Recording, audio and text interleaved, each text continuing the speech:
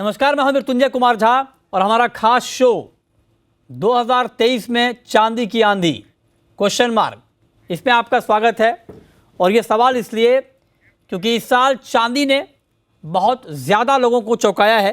और आप देखें कि एक महीने में चांदी का भाव 10% बढ़ा है और 3 महीने में 22% की तेज़ी चांदी की कीमतों में आई है।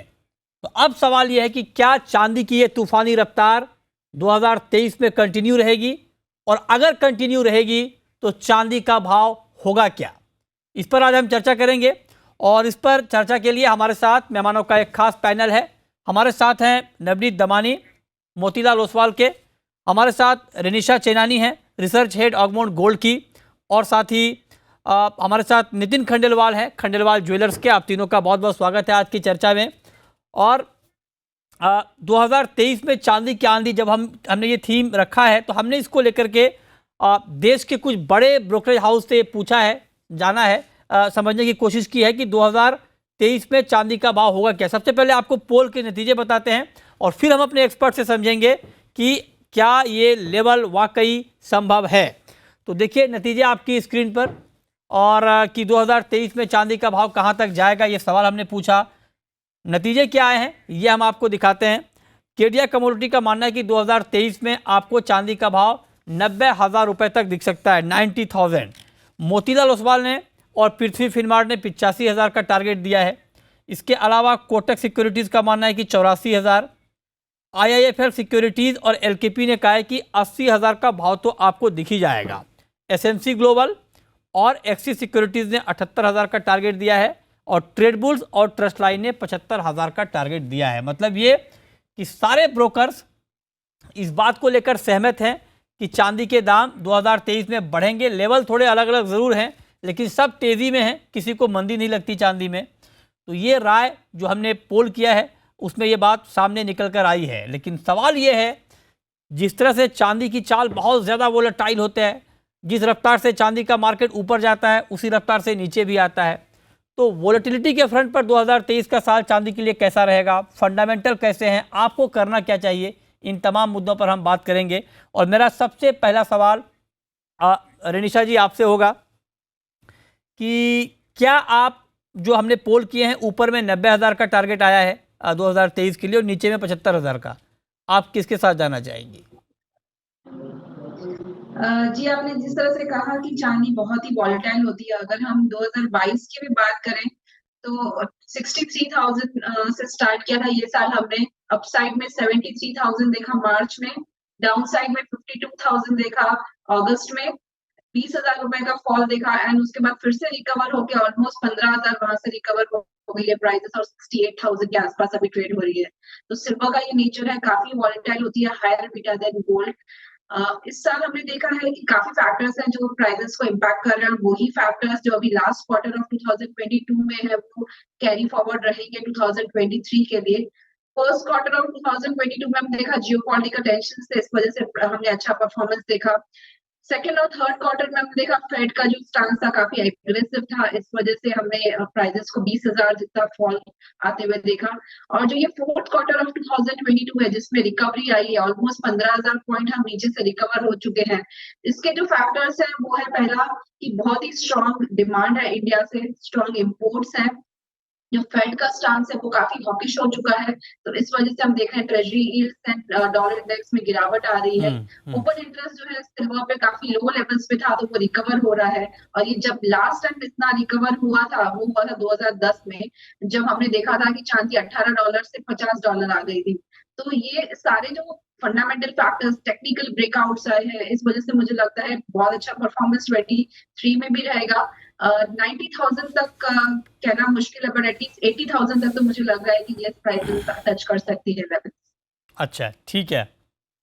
अब जरा नितिन जी आप बताएं, पहले मैं पोल की बात कर लेता हूं, फिर मैं आगे फंडामेंटल की बात करूंगा, डिमांड की बात करूंगा, सप्लाई की बात करूंगा। आपके हिसाब से जो पोल के नतीजे हैं, ऊपर में 90,000, नीचे में 75,000, रियलिस्टिक हैं? कौन सा फिगर आपको ज़्यादा जचता है सर? मुझे तो 90 पर दिखाई देती है। मैं 90 के भी रुपीस का ऊपर? एक्सपर्ट नहीं हूँ। हाँ अच्छा। जी, मैं रुपीस का एक्सपर्ट हूँ नहीं। अगर रुपीस 90 तक के जाता है, डिवैल्यूड होता है इंडियन रुपीस, तो फिर ये फिगर जो है कहीं ऊपर भी जा सकती है। अच्छा, कहाँ तक ऊपर में, क्या क्या कहना चाह रहे हैं? 1 लाख? मेरा तो मानना है 1 लाख के आसपास में जाना चाहिए चांदी को। अगर चांदी $30 भी मानते हैं और 90 रुपए डॉलर होता है तो उस हिसाब से 1 लाख तक जा सकती है चांदी। अच्छा, तो आप कह रहे हैं कि जो आपका आंकड़ा है वो आंकड़ा पोल में है ही नहीं, मतलब आप कह रहे हैं कि ना तो 90,000 ना 75,000, आपका आंकड़ा है सीधे 1 लाख का। 1 लाख तक चांदी का भाव जा सकता है नए साल में, आप ये कह रहे हैं। नवनीत जी, हालांकि आपका टारगेट आ चुका है, लेकिन मैं आपसे ये जानना चाह रहा हूँ कि 85,000 का टारगेट है आपका नए साल के लिए, तो मतलब ये मतलब आप सेंचुरी से क्यों दूर रह गए?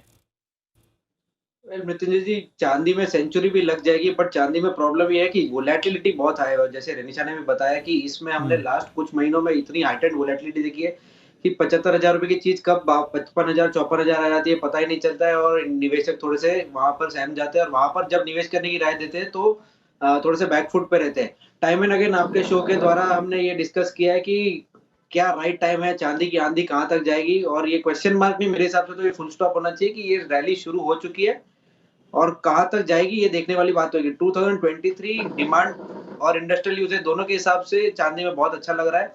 22 में अगर आप सिर्फ डोमेस्टिक कंजम्पशन देखें इंडिया में, तो करीब-करीब 8,400 टन के आसपास का इंपोर्ट है इंडिया में, और वर्ल्ड प्रोडक्शन लगभग 25,000 टन के आसपास है। तो यानी अगर आप मानिए कि 9 महीने में 8,400 टन का इंपोर्ट है, तो पूरे साल में अगर 10,000 टन के आसपास इंपोर्ट करता है, तो India is importing 40% of the world production, जो कि बहुत सिग्निफिकेंट नंबर है। उसके साथ-साथ चाइनीज इकोनॉमी फिर से रीओपन हो रही है, इंडस्ट्रियल यूसेज बढ़ने लगेगा, सोलर पैनल्स हुए, इलेक्ट्रिक व्हीकल्स हुए, ये सब जगह डिमांड जो है वो काफ़ी स्ट्रॉन्ग नज़र आएगी। और जो खास इन्वेस्टमेंट है इन टर्म्स ऑफ माइनिंग, वो बहुत रोमांचक नहीं रहा है। लास्ट 5-7 साल में हमने देखा नहीं है कि चाइना में कोई बहुत बड़ा अनाउंसमेंट हुआ है कि बहुत बड़ी माइन ओपन अप हो रही है। तो डिमांड जिस स्पीड में बढ़ रही है उस हिसाब से सप्लाई नहीं बढ़ेगी, और वो एक गैप है जो प्राइसेस को एक अच्छा सपोर्ट 23 में एटलीस्ट प्रोवाइड करेगा। उसके बाद ग्रेजुअली जब ये सस्टेनेबल भाव पे ट्रेड होने लगे तो आप काफ़ी सारा निवेश चांदी की माइनिंग में देखेंगे, जिसका एक नेगेटिव इम्पैक्ट आगे देखने मिलेगा, but that's a long drawn story. To cut it short, 84-85,000 तक के टारगेट काफी अचीवेबल लग रहे हैं, और मुझे लगता है कि अगले 2 क्वार्टर में भी ये नंबर आ जाए तो बड़ी बात नहीं होगी। अच्छा, ठीक है, तो मतलब आप कह रहे हैं कि अगले 2 क्वार्टर में भी, मतलब 2023 के शुरुआती 6 महीने में भी आप कह रहे हैं कि 85,000 का टारगेट चांदी में आ सकता है। ये बड़ी बात है, आप सब लोग चांदी पर बहुत बुलिश हैं, मजबूत हैं। अब हम सेकेंड राउंड की चर्चा शुरू करते हैं। तीनों एक्सपर्ट ने कह दिया कि हाँ, चांदी में तेज़ी तो है। अब रेनिशा जी, आप बताइए कि क्योंकि फंडामेंटल की जब हम बात कर रहे हैं कि मजबूत है फंडामेंटल, तो जरा डिटेल में बताइए कि ग्लोबली इस वक्त चांदी की डिमांड कैसी है या कैसी आगे रहने वाली है, और उसके मुकाबले सप्लाई का सिचुएशन क्या है? जी, जिस तरह नवनीत ने बताया, हम इंडिया में ही कहें तो 35 to 40% जो प्रोडक्शन है वो कंज्यूम कर रहे हैं। इस साल एक्सपेक्टेड है कि 11,000 टन जितना हम सिल्वर में इंपोर्ट करेंगे, जो आउट ऑफ 25,000 टन है। तो देखा जाए तो इंडिया में जो डिमांड इस बार आ रही है, रीस्टॉकिंग हो रही है इंडिया में वर्ल्ड लेवल पर, जो एलबीएमए के वेयर हाउसेस है, कॉमेक्स के वेयर हाउसेस है, वहां पे जो है चांदी की लेवल है वो लोएस्ट लेवल पे है, काफी मल्टी डिकेट लोस पर है। तो ऐसा लग रहा है कि जो अचानक से डिमांड आई है इतने लोअर प्राइसेस पे, और काफी टाइम से प्राइसेस जो है इसी रेंज में रही है, $18 से $30। तो ये एक कंसोलिडेशन फेस हो चुका है ग्लोबल माइनर्स के लिए कि यहाँ पे ज्यादा इन्वेस्टमेंट्स नहीं हुए हैं, और हमने देखा है कि प्रोडक्शन बढ़ा नहीं है। तो कंसिस्टेंट प्रोडक्शन है, सप्लाई डेफिसिट 2022 में रहेगा, 2023 में भी रहेगा। इस वजह से मुझे लग रहा है फंडामेंटल्स काफी स्ट्रांग है। $30 मुझे भी लग रहा है इस साल हम देख सकते हैं कि प्राइसेस जो रैली चल रही है $30 की तरफ ले जाएगी 2023 में। बाकी के जो फैक्टर्स हैं, जियोपॉलिटिकल टेंशंस है या फिर फेड का स्टांस है, वो बहुत ही इंपॉर्टेंट रहेगा। किस तरह से हम इंटरेस्ट रेट्स देखेंगे कि वो जो हॉकिश स्टांस उन्होंने बनाया है कि फर्स्ट क्वार्टर में अगर इंटरेस्ट रेट्स रुक जाते हैं आगे बढ़ना, तो सेकेंड और थर्ड क्वार्टर में मुझे लगता है काफी स्ट्रांग रहेगा बुलियन सेक्टर के लिए, एंड ओवरऑल काफी अच्छी बाइंग देखेंगे। फंडामेंटल्स काफी स्ट्रांग है, टेक्निकल भी स्ट्रांग है, एक अच्छा सा रिबाउंड आया है, तो ओवरऑल जो ये जो बना है माहौल काफी बुलिश है। ओके, तो आप कह रही हैं कि फंडामेंटली मार्केट बहुत स्ट्रांग है, सप्लाई टाइट रहने वाली है, डिमांड ज़्यादा रहने वाली है। अब जरा नितिन जी, आप जरा थोड़ा और डिटेल में बताएं, क्योंकि चाइना एक बड़ा कंज्यूमर है इंडस्ट्रियल मेटल का, और चांदी की इंडस्ट्रियल कमोडिटी भी है, लिहाजा अगर चाइना में डिमांड बढ़ती है तो उसका फ़ायदा बेस मेटल के साथ साथ चांदी को भी मिलता है। आप जरा बताएं कि चाइना से कितनी उम्मीद है और चाइना फैक्टर चांदी के लिए कितना इंपॉर्टेंट है? देखिए, चाइना फैक्टर बहुत इंपॉर्टेंट है क्योंकि वर्ल्ड के अंदर खुद का प्रोडक्शन रहने के बाद में भी सोने और चांदी का लार्जेस्ट इंपोर्टर चाइना है। और चाइना का, जैसा कि सबको पता है कि 40% चाइना पिछले साल भर से कोविड के चलते लॉकडाउन में था और प्रोडक्शन भी उसका काफी मार खा चुका था। और उसके बाद में इंडिया में भी शिफ्टिंग हुआ है। 4,800 टन का इंडिया का इंपोर्ट 11,000 टन तक के जा रहा है। तो आप इमेजिन करिए कि जैसे ही चाइना का इंपोर्ट बढ़ेगा और उसके बाद में इसकी क्या स्थिति रहेगी। और जैसा कि 25,000 टन का टोटल प्रोडक्शन है, अगर चाइना इंडिया से ज्यादा इंपोर्ट करेगा तो मुझे लगता है कि आने वाले समय में चांदी रेट तो बढ़ेंगे, मिलना मुश्किल हो जाएगा। अभी आपने सप्लाई कंसर्न पूछा, आज तो सप्लाई कंसर्न नहीं है, लेकिन आने वाले समय में सप्लाई के भी बहुत बड़े कंसर्न होंगे। और आपको मैं बताना चाहूंगा मृत्युंजय जी, आज तक के चांदी जो होती थी वो ज्वेलरी के शोरूम में सेल होती थी गोल्ड के साथ में, जैसा डायमंड सेल होता था। अगर आप हिंदुस्तान का ट्रेंड देखेंगे तो 3,000 से लेकर 10,000 स्क्वायर फीट तक के इंडिविजुअल सिल्वर के यूटेंसिल्स, यूजेबल चीजों के शोरूम्स आ रहे हैं हर मेट्रो सिटी के अंदर। तो जिस हिसाब से इसकी आर्टिफैक्ट्स की डिमांड है, इसकी एक्सपोर्ट की भी डिमांड है। इंडिया में इंपोर्ट होने के बाद में जो आर्टिफैक्ट्स इंडिया से जाते हैं, हैंडमेड पायल जो है पूरे वर्ल्ड के अंदर जाती है इंडिया से, ये सबको देखते हुए एक चांदी बहुत ही बुलिश है। इंडस्ट्री हो, चाहे कंजम्पशन हो, चाहे शादियों के हो, सभी तरीके से है। और सबसे मेन मैं आपको एक बताना चाहूंगा, जब किसी के अच्छे दिन आते हैं तो ये कहते हैं अपने हिंदी में, वे तेरी तो चांदी चांदी है। कोई ये नहीं बोलता कि तेरा सोना है या डायमंड है करके। तो तेरी चांदी की चांदी अभी होने वाली है। हाँ, लेकिन सर आप ये कह रहे हैं कि लोग ये नहीं कहते कि तेरा सोना हो गया, तेरी चांदी हो गई, लेकिन ये भी तो गाना है सर कि सोने पर छाई महंगाई में चांदी ले आई। तो चांदी को उसके गोल्ड के मुकाबले तो कम दिखाया गया ना, नीचे दिखाया गया है। लेकिन अब हालत है कि चांदी भी नहीं ला पाएंगे। मतलब सोने पर तो महंगाई छाई ही, चांदी पर भी छा गई है, तो ना तो सोना ला पाएंगे ना चांदी। अब नवनीत जी, एक बात मैं आपसे पूछता हूं सर कि खंडेलवाल जी भी बहुत पॉजिटिव हैं चांदी के ऊपर। आप जरा बताइए कि कहां कहां चांदी का इस्तेमाल ज्यादा बढ़ता हुआ आपको दिख रहा है? अगर मैं मृत्युंजय इंडस्ट्रियल यूजेज की बात करूं तो लास्ट अगर हम 2013 से 2018-19 तक का स्तर देखें तो चांदी के एक ब्रॉड रेंज में ट्रेड करी थी और डोमेस्टिक लेवल पे 30 से 35,000 40,000 के रेंज में ट्रेड करी थी। लार्जली फोटोवोल्टिक सेल्स में चांदी का डिमांड बहुत यूज होता था, जो कि पूरी तरह से खत्म हो चुका था उस दौरान, और जिसकी वजह से डिमांड डिस्ट्रक्शन एक मेजर तरह से हुआ था। बट लास्ट 2 सालों में या कोविड के पीरियड में हमने देखा है कि चाइना की तरफ से या यूएस की तरफ से या इंडिया की तरफ से जो अनाउंसमेंट आए, largely 5G technology, infrastructure, third हुआ आपका electric vehicle, electric plug points, electric chargers, और फोर्थ हुआ हाइड्रो पावर प्लांट जो लग रहे हैं। इनमें सब में massive quantity of metals use होगा, उसके साथ साथ में चांदी भी यूज होगी। और जिस तरह से हम बेस मेटल के भाव बढ़ने देख रहे हैं तो काफी सारा सब्स्टिट्यूशन डिमांड भी चांदी की तरफ आता हुआ नजर आएगा।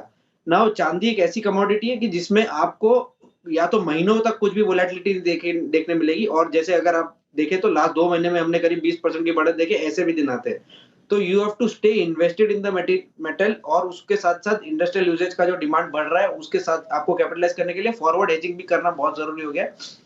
नाउ डोमेस्टिक में तो ऑलरेडी इंपोर्ट नंबर डिस्कस हो चुके हैं। अगर हम ये देखें कि फॉरेन होल्डिंग्स कितनी है, तो आई शेयर की होल्डिंग्स भी बहुत सिग्निफिकेंटली डिक्लाइन हुई है, और एलबीए में वेयरहाउसेस में भी बहुत सिग्निफिकेंट क्वांटिटी डिक्लाइन हुई है, जो कि माल वहां से निकल के इंडियन शोर्स पे आ रहा है। और काफी पजल्ड है लोग कि इंडिया में ऐसा क्या हो रहा है जो इतनी सिग्निफिकेंट डिमांड है और ग्लोबली इतनी सिग्निफिकेंट डिमांड नहीं देखने मिल रही। ठीक है, तो समझिए कि चाइना की तरफ से अगर डिमांड आने लग गई इंडियन डिमांड के साथ साथ में, तो जैसे खंडेलवाल जी ने बताया कि भाव तो छोड़िए, चांदी मिलना और टिकना भी मुश्किल हो जाएगी। क्या बात कर रहे हैं सर, चांदी मिलेगी भी नहीं? ओहो, मतलब भाव तो छोड़िए, आप कह रहे हैं चांदी मिलेगी भी नहीं, ये बहुत बड़ी बात आपने कही है।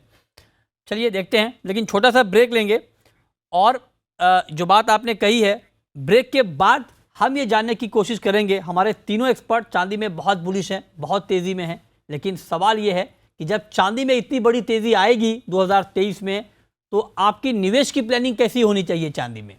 इस पर बात ब्रेक के बाद, आप बने रहिए हमारे साथ।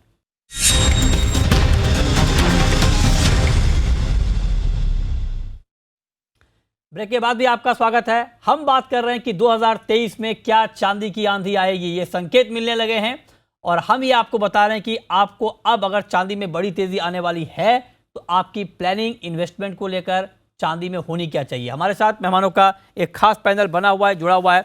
अब रेनिशा जी, आप बताएं, आपने भी कहा कि यह बहुत अच्छी तेजी के संकेत चांदी में दिख रहे हैं, लेकिन चांदी के बारे में ये कहा जाता है कि चांदी का नेचर बहुत ज़्यादा वोलेटाइल है, ट्रस्ट के लायक नहीं है। मतलब चांदी जितनी तेज़ी से छलांग लगाती है उतनी तेज़ी से गोता भी चांदी लगाती है।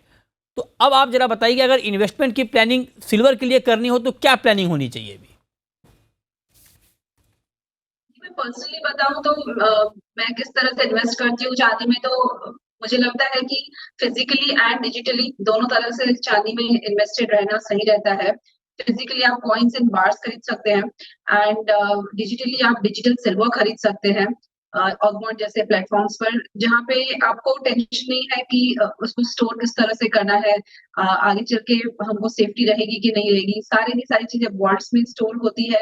आप 24/7 एनी टाइम बाय कर सकते हैं। और सही तरीका होता है एसआईपी करें, हर महीने थोड़ा आप डिजिटल सिल्वर खरीदें। ये सबसे बेस्ट तरीका होता है टू स्टे इन्वेस्टेड। आपको वॉलेटिलिटी का परेशानी नहीं रहती है और आपकी एवरेज प्राइसिंग काफी नीचे आती है। तो ओवरऑल जब गेन्स मिलेंगे नेक्स्ट ईयर तक, आपका जो लेवल है एवरेज प्राइस काफी नीचे रहेगा। ठीक है। अब नितिन जी आप जरा बताएं कि अगर कोई फिजिकल में चांदी खरीदना चाहता है स्पॉट मार्केट में तो उनको क्या सावधानी बरतनी चाहिए, और चांदी की फिजिकल खरीद कैसी रहेगी? मैं थोड़ा सा डिफर करूंगा निशाद जी से। आपको बजाय कॉइन के और इसके बार के परचेस करने के आपको यूटेंसिल्स परचेस करना चाहिए। उसके दो बेनिफिट है। एक तो प्योर तो आती है, थोड़ा सा लेबर जाता है, लेकिन आपको प्रॉस्पेरिटी और हेल्थ के हिसाब से शास्त्रों के अंदर सभी तरीके से चांदी के फायदे बताए हैं। अगर आपको उसमें स्प्लिट करके बाय करना है तो मैंने मेरे काफी कस्टमर को रिकमेंड किया है कि आप एक कोई भी प्लेट की डिजाइन पसंद कर लीजिए, थाली ग्लास की पसंद कर लीजिए। एवरी मंथ आप आके सेम डिजाइन का सेम ग्लास परचेस कर लिया करिए। आने वाले साल भर में आपके घर में 12 चीजों का सेट हो जाएगा। आप उसको यूज भी कर सकते हैं, इन्वेस्टमेंट भी कर सकते हैं। आपको जब कोई प्रॉब्लम है आप उसको इन कैश भी कर सकते हैं। बहू बेटी के लेने देने के लिए आप डिजाइन चेंज करके भी यूज करते हैं, तो उसमें कोई लॉस नहीं तो होता उसका है। वैल्यू कम नहीं कोई होगा फैंसी चीज होती है खंडेलवाल जी? नहीं सर। कोई देखिए कम नहीं होता? पायल बिछुड़ी, अच्छा। देखिए पायल बिछुड़ी ये कोई जो फैंसी चीजें होती है इसमें लॉस होता है। जो आप कलर यूटेंसिल्स कलर लेते सर हैं, थोड़ा अगर कलर काला कैसे हो जाता है? मतलब कई देखिए बार कलर अगर हाँ। आप चांदी यूज करेंगे डे बाय डे में तो चांदी काली नहीं होती है। आप पर यूज करेंगे, वियर एंड टियर करेंगे, अच्छा। रोज धोना पोछना हाथ लगता है। अगर आप चांदी रखेंगे तब तो अच्छा उसके ऊपर कार्बन का कोटिंग आ जाता है। तो अच्छा उस समय उसको एक कोई भी व्हाइट पाउडर से क्लीन हो जाता है। अच्छा उसको कोई इस्तेमाल बड़ी करने बात से नहीं कुछ है। वेट लॉस होता है क्या सर? नहीं, चांदी का? बहुत निग्लिजिबल होता है, बहुत निग्लिजिबल होता है। जैसा कोई भी एक मेटल का होता है ना, उतना निग्लिजिबल होता है। अच्छा। तो चांदी आप जहां भी देखेंगे यूज है वो काली नहीं होती है। जहां पे अगर यूज नहीं है वो चांदी पड़े उसके ऊपर कोटिंग आ जाता है। तो सिस्टमेटिक इन्वेस्टमेंट फिजिकल बाइंग के अंदर करना चाहिए और उसको यूज भी करना चाहिए सब लोगों ने। देखिए वो हमारे प्रोड्यूसर कह रहे हैं कि बेचने जाते हैं तो कम कोट किया जाता है वैल्यू, उसका वेट बोलता है कम हो गया आपका। ये प्रैक्टिकल बात मैंने बता कहा रहे हैं। हाँ। कि सर आप मूर्तियां लेते हैं पहनने की, अगर यूटेंसिल्स ऑर्नामेंट लेते हैं तो मैन्युफैक्चरिंग लॉस है, पैकिंग है, उसका शोकेसिंग कॉस्ट है, सारे उसमें इंक्लूड होता है। अगर यूटेंसिल्स आप लेते हैं तो यूटेंसिल्स में बहुत निग्लिजिबल होता है। जो आपका पर केजी मेकिंग चार्जेस क्या लें? अच्छा आप बताइए, अगर चांदी फिजिकल में खरीदनी हो और इस ध्यान में कि हमें आगे बेचना है इन्वेस्टमेंट के पॉइंट ऑफ व्यू से, तो क्या खरीदना ज्यादा बेटर रहेगा चांदी के? मैं आपके स्क्रीन पे देख रहा हूँ सर। आप थाली, ग्लास, लोटा, प्याला, आप सारी हाँ, वो चीजें तो बता दिखा रहे रहे हैं जो कि आप घर में घड़ा से लेके सब होता है। हाँ। वो आप चांदी में घड़ा भी आप ले सकते हैं पूरा बड़ा, जिसमें पानी भी रख सकते हैं आप। तो ये क्वाइन सारी कैसा चीजें रहेगा आपकी- सर? क्वाइन, चांदी का कॉइन भी सिक्का? अच्छा है, लेकिन कॉइन यूज नहीं होगा, कॉइन सिर्फ रखे रहेगा। मैं तो यूज करने की बात कर रहा हूँ कि प्रॉस्पेरिटी अच्छा। और हेल्थ हाँ। दोनों के लिए चांदी बहुत शुभ मानी गई है। काफी सारे लेख उसके ऊपर आ चुके हैं और काफी पब्लिश हो गए कि चांदी के अंदर पानी पीने से, चांदी में खाना खाने से आपको प्रॉस्पेरिटी भी रहती है। अच्छा। वास्तुशास्त्र के हिसाब से और हेल्थ के हिसाब से भी आपको बेनिफिशियल है। चलिए बहुत बढ़िया, आपने दोनों, आप तो एस्ट्रोलॉजर भी हैं सर, आपने अच्छी बात बता दी कि इससे सेहत भी अच्छा रहता है, समृद्धि भी आती है। अब नवनीत जी आप बताइए सर कि गोल्ड पर हमने अलग से बात की है और गोल्ड के जो फंडामेंटल हैं वो तो मजबूत आप लोग बता ही रहे हैं। अब अगर मान लीजिए बुलियन में किसी को इन्वेस्ट करना है और सोने चांदी में, तो क्या रेशियो होना चाहिए? गोल्ड में कितना, सिल्वर में कितना? एक प्रॉपर पोर्टफोलियो अगर आपको डिज़ाइन करने कहा जाए बुलियन के लिए, तो आप कैसे डिज़ाइन करेंगे? वेल मितेंद्र जी, हमारी वेल्थ मैनेजमेंट टीम जो है वो लगभग 7.5 से लेके 10% के आसपास का अनुमान लगाती है कि कोई भी निवेशक के पोर्टफोलियो में बुलियन का कंपोनेंट 7.5% से 10% के बीच होना चाहिए। एक एग्रेसिव पोर्टफोलियो में 10% के आसपास हो सकता है। कंपैरेटिवली थोड़ा लो एग्रेसिव पोर्टफोलियो में 7.5% के आसपास का ये होना चाहिए। जिसमें मिक्स होता है 70-30 का। 70% आपके इन्वेस्टमेंट गोल्ड में होना चाहिए और 30% आपका इन्वेस्टमेंट चांदी में होना चाहिए। ये एक आइडियल थंब रूल के हिसाब से most of the investment banks follow करते हैं। इसमें आप ट्विकिंग कर सकते हैं जिस हिसाब से आपका रुझान है या जिस हिसाब से आपकी रिस्क एपिटाइट है। अगर आप यंग निवेशक है, 30, 35, 40 साल के हैं और जो थोड़ी-सी रुचि रखते हैं, थोड़ी-सी वोलेटाइल पोर्टफोलियो में भी कंफर्टेबल है, तो आप इसको 50-50 बैलेंस कर सकते हैं। अदरवाइज 70-30 थंब रूल के हिसाब से फॉलो करना ज़्यादा बेहतर रहेगा। अच्छा, तो आप लोग फंड मैनेज करते हैं, आप कह रहे हैं कि आपके फंड मैनेजर कहते हैं कि 7 से 10% होना चाहिए बुलियन का हिस्सा, राइट सर? जी, वेल्थ मैनेजमेंट टीम कहती है ये। अच्छा, वेल्थ मैनेजमेंट टीम, राइट। हाँ, फंड ओके, मैनेजमेंट नहीं होता है इसमें। हाँ ठीक है, तो वेल्थ मैनेजमेंट टीम आपकी कहती है कि 7 से 10% जो है आपके पोर्टफोलियो में बुलियन का कंट्रीब्यूशन होना चाहिए। रेनिशा जी, मैं अभी पढ़ रहा हूँ कहीं कि ज्वेलरी की डिमांड भी चांदी की बढ़ रही है और ये कहा जा रहा है कि 29% 2022 में ओवरऑल सिल्वर ज्वेलरी की डिमांड बढ़ने का अनुमान है। ज्वेलरी खरीदती हैं क्या आप सिल्वर वाली, और या आपको लगता है कि हाँ वाकई ये सेक्टर भी ऐसा है जहाँ पर डिमांड बढ़ने वाली है? जी मृत्युंजय जी, मैंने भी ये चीज पढ़ी है कि हम देख रहे हैं कि ऑलमोस्ट 25 to 30% पिछले साल से अच्छी डिमांड रही है सिल्वर ज्वेलरी की।